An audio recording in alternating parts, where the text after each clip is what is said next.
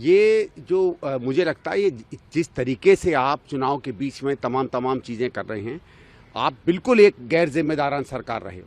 Metro इतने सालों से चल रही है, बीच बीच में आपने शगुफा छोड़ा कि हम 50% कर देंगे, हम 20% कर देंगे, हम 25% कर देंगे। अरे आपको करना करिए, भारत सरकार इसमें देगी नहीं देगी वो जाने।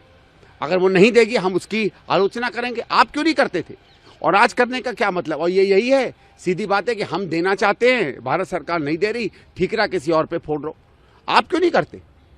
अब मैं ये पूछना चाहता हूं कि शीला जी के समय में 200 किलोमीटर बन गई थी और 190 किलोमीटर का सैंक्शन 2011 से काम चालू हो गया था।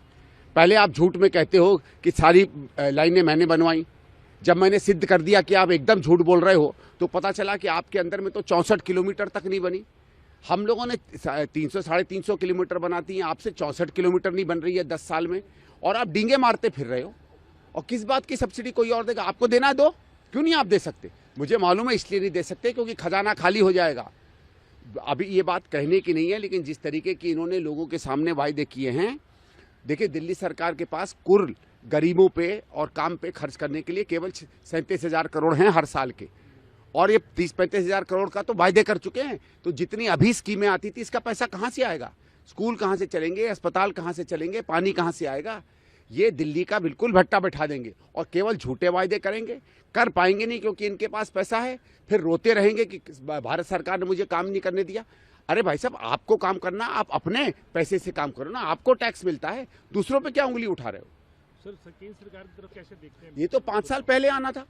पहले तो आपने अनाउंस कर दिया कि हम पे कमीशन के खिलाफ हैं। आपने कह दिया कोई पे कमीशन नहीं होगा।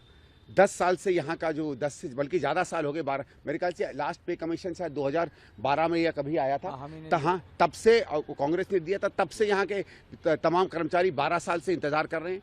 आज जब आपको पता चल गया कि आप दिल्ली में सफाचट होने वाले हो, चाहे सेंट्रल गवर्नमेंट एम्प्लॉय हो, चाहे दिल्ली का एम्प्लॉय हो, चाहे पूरे देश में एम्प्लॉय हो, वो बहुत नाराज़ है आपसे कि उसके अधिकार की आपने चीज़ नहीं दी, तो आप अचानक पे कमीशन आपको याद आ गया।